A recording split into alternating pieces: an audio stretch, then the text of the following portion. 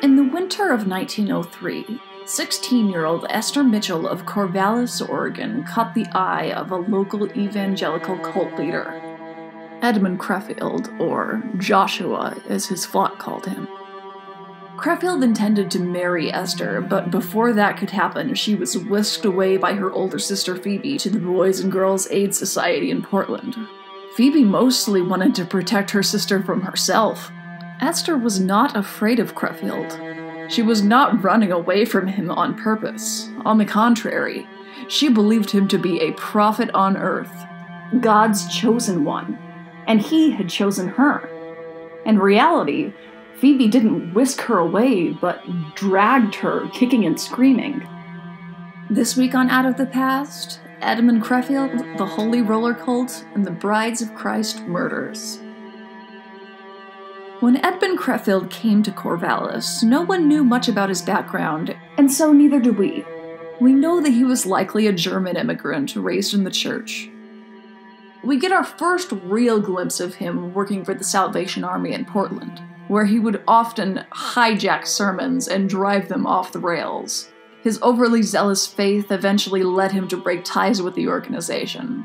They weren't pleased with him, and he was skeptical about their practices and the sincerity of their faith. He left to join a radical Pentecostal group in Salem, which is where he solidified his militant views. Bolstered by his newly invigorated ideological fervor, he moved on to Corvallis.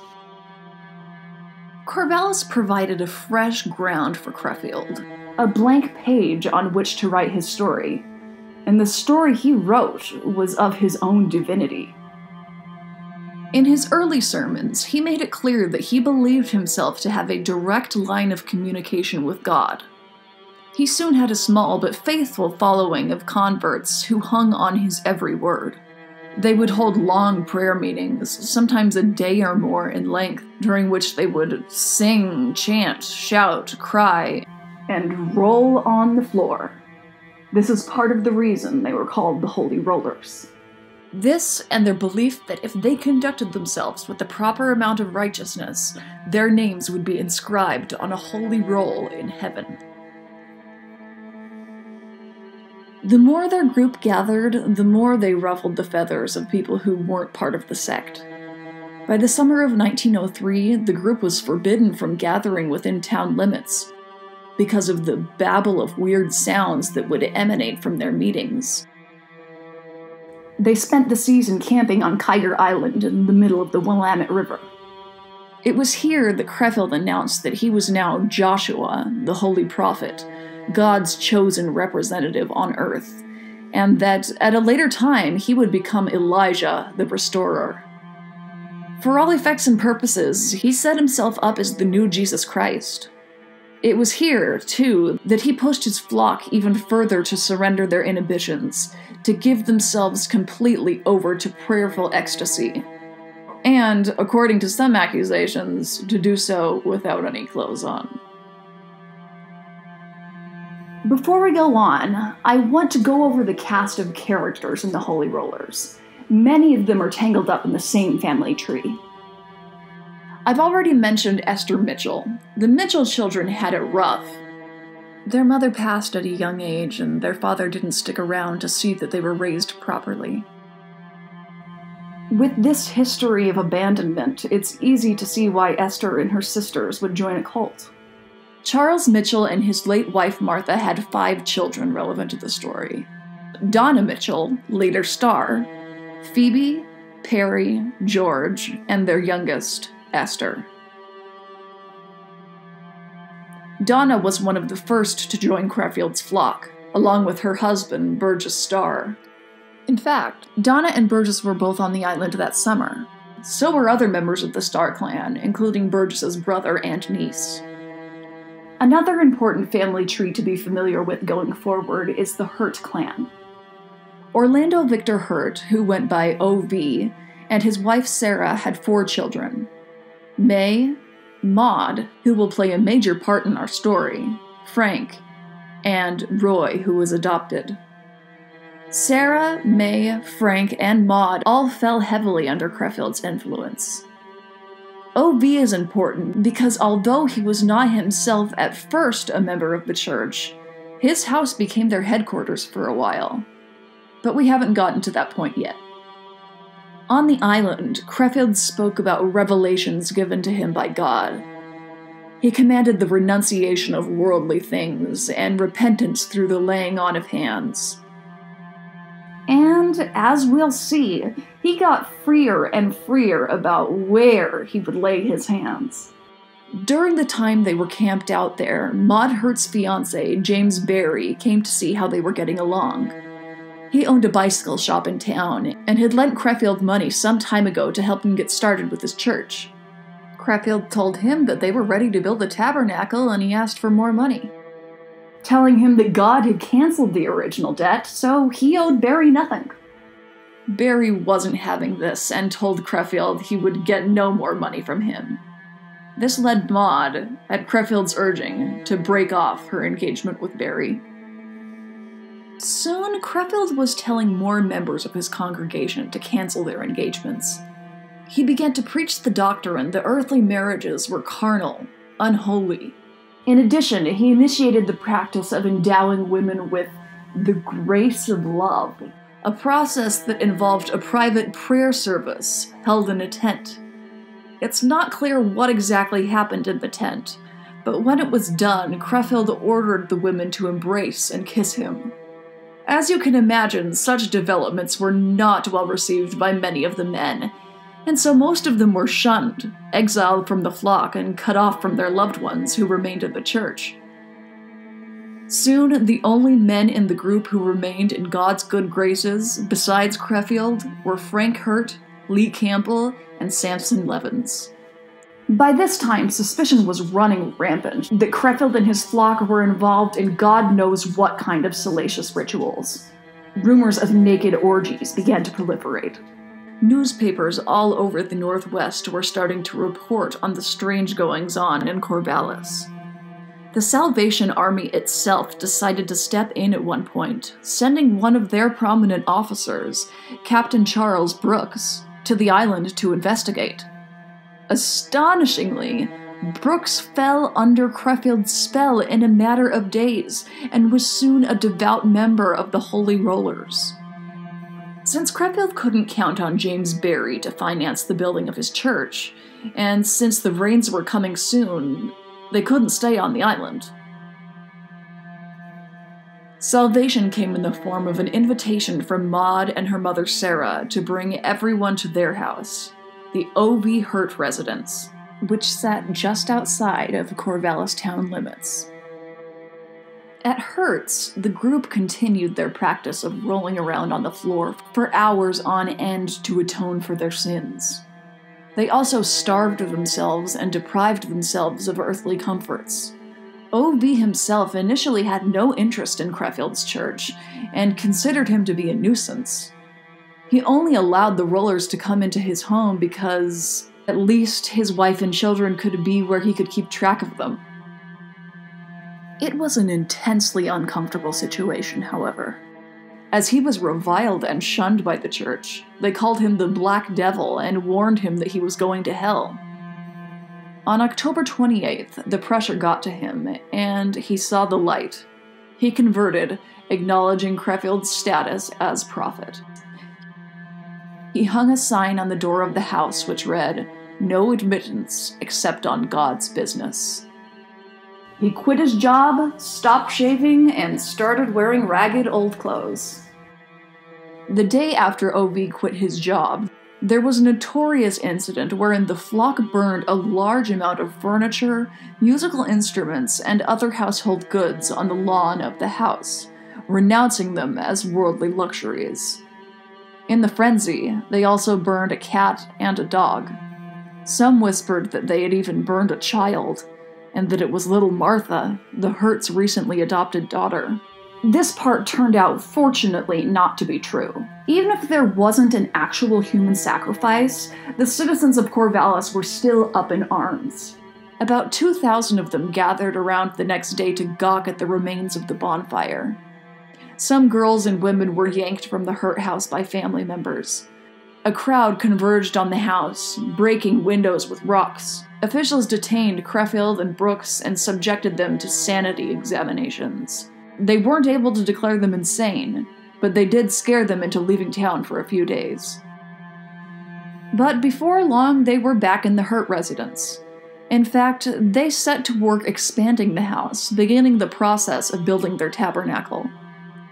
While this was going on, James Barry managed to convince O.V. to come to Portland with him. There, after a week of thinking about it, O.V. decided that he had been right the first time. Creffield was a menace, and his religion was a sham. He returned home and kicked the prophet out, along with Brooks. O.V.'s son, Frank, like the rest of the Hurts, was still faithful, however. He and his wife Molly rented a house just outside of town, like his father's, and the church set up its practice again there. It was during this time, in November of 1903, that the events happened with which we began our story.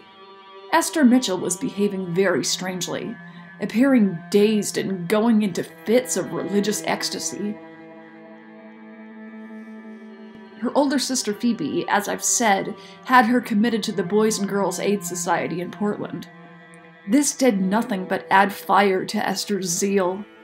She renounced her family and spent many hours of the day rolling on the floor, shouting hallelujah. Around this same time, rumors of perverted acts were running rampant. Someone reported having seen a naked Creffield leading his equally naked flock in crazed outdoor rites back when the group was still on Kiger Island. They even claimed to have a photograph, which, if it was ever real, does not survive. On the night of January 4th, 1904, a small vigilante group who called themselves the Whitecaps, styled after the KKK, stormed Frank Hurt's house and abducted Creffield, Brooks, and 2 other men. They ferried them across the river to town, where they tarred and feathered them, and told them that they would lynch them if they ever set foot in Corvallis again. But Creffield jumped right back onto his feet. The very next day, after Frank Hurt had spent all night helping him clean up, he married Maud Hurt at the Albany courthouse, witnessed by Frank and his wife Molly. The smell of tar was still strong on Creffield as they performed their vows. The Whitecaps were furious. They convened on the Rollers' headquarters and confronted Frank Hurt, threatening to give him the tar and feather treatment as well. But Creffield, knowing he was in danger, had skipped town. Maud, his new bride, moved back in with her parents. She told her father O.V. that she was through with Creffield, that she would have no more to do with him. So where had Creffield gone? Portland. Someone else who had recently moved to Portland was Burgess Starr, husband of Esther's sister Donna. Around the same time that Phoebe Mitchell took Esther to the Boys and Girls Aid Society, Starr had grabbed Donna and left Corvallis. He had been with the flock since the island, but he couldn't take it anymore. And when he had learned that Creffield was now in Portland as well, he revealed what had been the last straw for him. He told police that Creffield had committed adultery with his wife. Adultery was a crime punishable by 2 years in prison at that time. Soon, 12 other men came forward with similar accusations. Once Burgess got Donna to sign a statement confirming that she had indeed had relations with Creffield, a warrant was signed for his arrest. When they searched for him, however, he had fled. A reward was posted for his capture. Other members of the church remained faithful to Creffield, despite his disappearance. They continued their eccentric practices in Corvallis, doing things that made their families and acquaintances start to doubt their sanity. In addition to rolling around and praying loudly, as they had already been doing, they began going outside bareheaded and barefoot, dressed in ascetic Mother Hubbard dresses and depriving themselves of everyday comforts. And there was a shocking disclosure. Although rumors about the baby having been burned at the bonfire in October had been false, O.V. now claimed that it had almost really happened. Sarah and the others had wanted to sacrifice baby Martha at Creffield's suggestion. Afterwards, Ovi reported, Sarah and her daughters would have nothing to do with the child.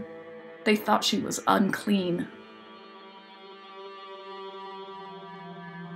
Before long, almost all of the congregation had been put into institutions. Maud, Frank, Molly, and Sarah, among others, were committed to the Oregon State Insane Asylum in Salem. Sarah literally went kicking and screaming and tearing off all her clothes when they came for her. She shouted at her husband that she hated him, but loved Creffield. For months, nothing happened. Things were quiet. They were all gone. It looked like the beginning of the end for the Holy Rollers. The people of Corvallis could breathe a sigh of relief. But in July, after months without any word from the prophet, O.V.'s adopted 14-year-old son, Roy Robinette, was shocked while digging for baitworms to find Creffield hiding underneath the house. He was naked, filthy, and emaciated. He had been hiding there for 3 months. Sarah had been sneaking him food, which is why she had put up such a fight when she was taken to the asylum, and why he was now in such bad shape without her help. After taking a few months to regain his health, Creffield, now claiming the messianic status of Elijah, went on trial in September for adultery. They tried to make the trial short and sweet, in an attempt to refrain from humiliating the women involved. If the jury had heard everything, it's likely that they would have sought a way to put Creffield away for life, or worse. What we know from information given to officials by some of the young women held at the Boys and Girls Aid Society is that starting shortly before the bonfires, Creffield revealed to all the women that they were brides of Christ, and that he was the new Joseph who would bring forth the new Son of God. The women in the church were all his brides, but only one was to be the Holy Mother. There was one condition, however. She had to be a virgin, which would seem to rule out many of his followers who were already wives and mothers. There was good news, though. Creffield announced that he could re-virginalize members of his flock by purifying them through the laying on of hands, and, presumably, other kinds of laying. So, orgies commenced, and before long, anyone in the church who had actually been a virgin was one no longer, except Esther, who was tucked away in Portland at the Boys and Girls Aid Society. And when Creffield had told everyone that God had revealed the identity of the Holy Mother, guess who it was? Esther. He even sent Frank and Molly to Portland in what was probably an attempt to abduct her, which may have been the reason she was released from the society and sent to live with her estranged father in Illinois. All of this caused Creffield to have to revise God's plan for him. And, as we know, a few days later, he married Maud. At any rate, Donna's testimony that she'd had relations with Creffield was sufficient to have him convicted and sentenced to the Oregon State Penitentiary, where he served for 17 months. Upon his release in 1905, he was more eager than ever to get the flock worshipping again. By now, his followers had mostly been released from their institutions, including Maud. Any deprogramming she had undergone was completely reversed. She was more devoted to him than ever. She had been forced by her family to divorce him while he was imprisoned, but they remarried in April. Creffield wrote this letter to her father, O.V. "Hurt, God has resurrected me. I have now got my foot on your neck. God has restored me to my own.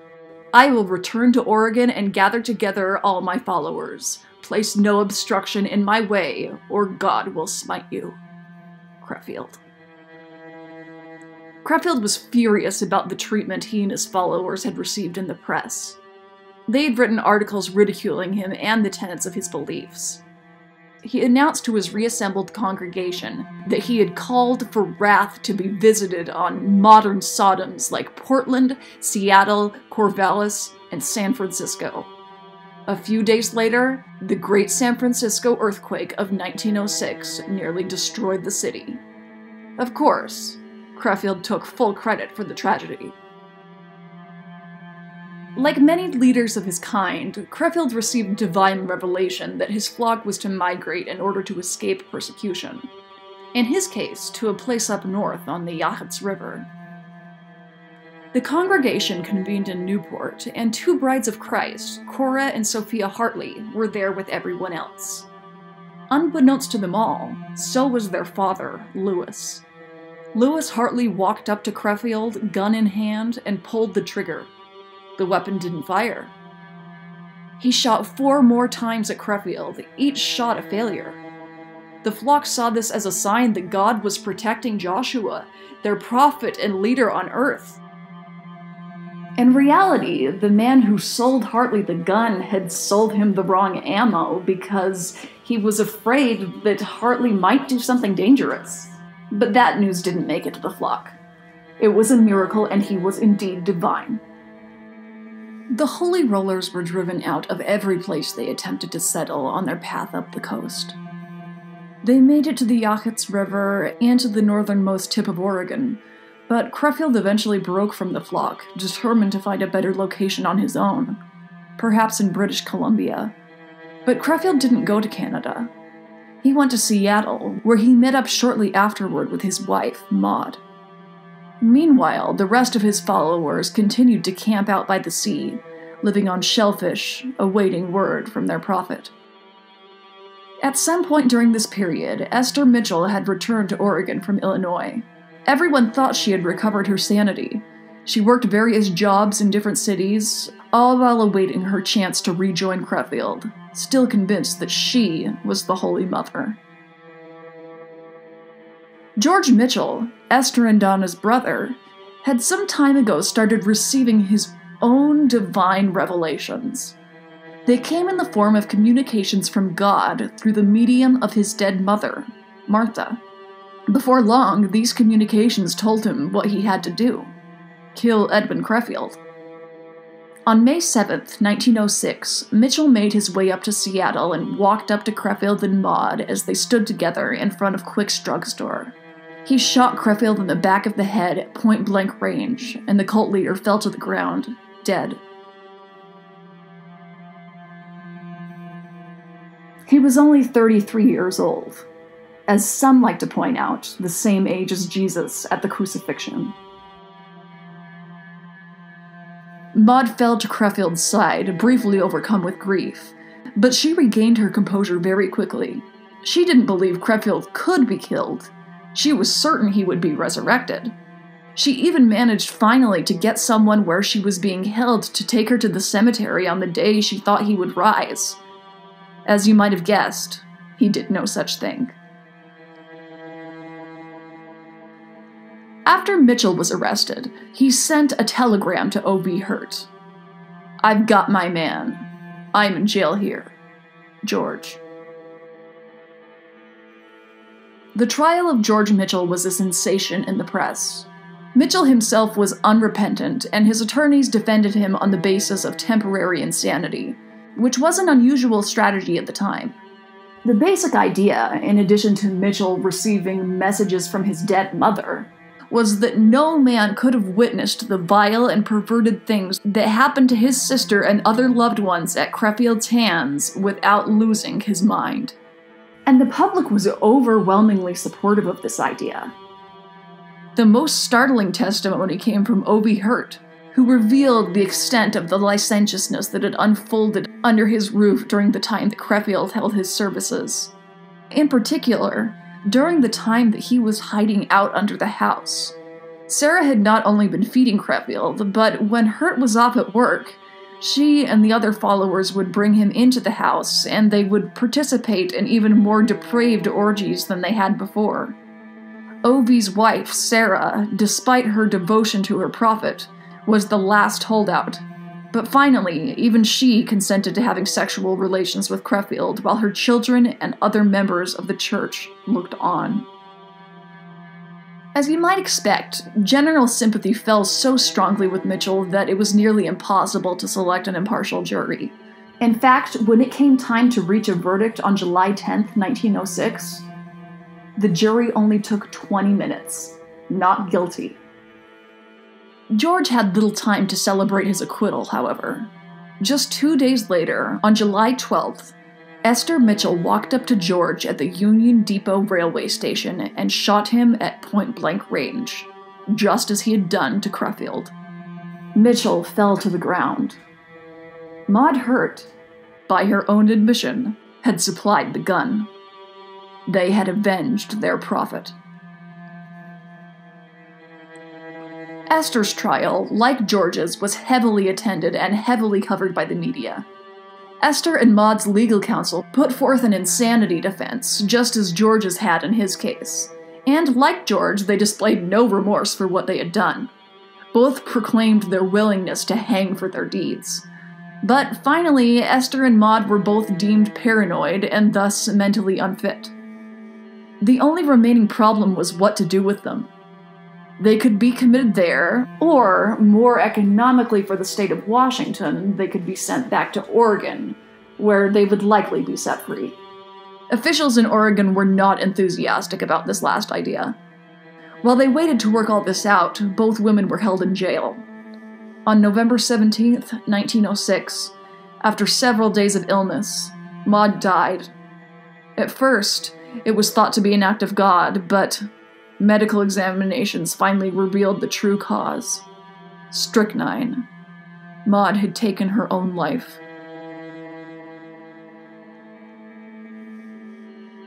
Esther was committed to Western State Hospital in Steilacoom, Washington, where she spent just 2 years. Upon her release, she went back down to Oregon, where she moved in with her old friends, the Hurt family. She was married in 1914 to James Barry. This guy really got around. She was his third wife and not his last. He had previously been married to her sister, and if you'll remember, at the beginning of the story, he was engaged to Maud. They lived a seemingly ordinary life for a short period of time. On August 2nd of that same year, Esther also took her own life, in the same manner as Maud, by drinking strychnine. And that's where the story ends for the most part. If this were a novel, I think the author would have a hard time coordinating all the different parts. Religious zealots, a sex cult, an underage bride, murders, a sister killing her own brother, suicides, and a whole lot of people rolling around on the floor for Jesus. In fact, there is a novel, Linda Crew's Brides of Eden, a true story imagined, from 2017, which tells the story from May Hurt's perspective. I haven't read it yet, but I'm intrigued. For the most part, the people of Corvallis tried to hide this stain on their history. People didn't speak of it for years. Then, in 1953, anyone who still remembered it was horrified when a 4-part article came out in the Sunday Oregonian that retold the whole story, albeit not always accurately. Some suspect that there were people who would have gone to great lengths to keep the story buried, but journalism got there faster. If you want to learn more about this case, I recommend reading Holy Rollers, Murder and Madness in Oregon's Love Cult by T. McCracken and Robert Blodgett. It's a detailed examination of everything that happened over these strange years early in the century. The authors are pretty funny too. It's a good read. There's also a movie made in 2013, How the Fire Fell, directed by Edward P. Davey, a Reed College film student. It's very experimental, which in this case means that if you don't already know the story, you'll have no idea what you're watching. But it's atmospheric and faithful in its details, again, when you can make them out, to the actual story. And I know I suggest this a lot, but if this story moved you to action and you want to make a difference in the life of someone who's suffering in the ways we talk about on this channel, I recommend making a donation to the Center for Missing and Exploited Children. They do great work and always need your help. That is all for today. Have a happy Halloween. Please give me a thumbs up and subscribe. I'll see you next time on Out of the Past.